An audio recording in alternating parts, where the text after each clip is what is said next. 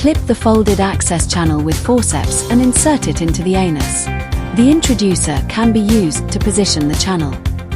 Remove the introducer, hold the access channel and suture the suture tabs to secure. Connect the attachment ring with the access channel. Attach the top housing to the ring. Make sure the two lever locks are locked. Attach insufflation tubing to one of the two stopcocks.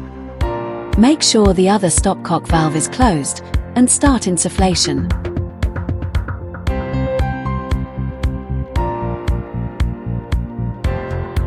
Disassemble the lever lock and the top housing from the attachment ring. Use a needle-like conical tip to create the first insertion within the boundary line. Then, surgeons can insert other trocars by the same steps within the boundary line.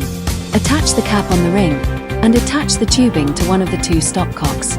Make sure the other stopcock valve is closed. Disassemble the lever lock and the top housing from the attachment ring.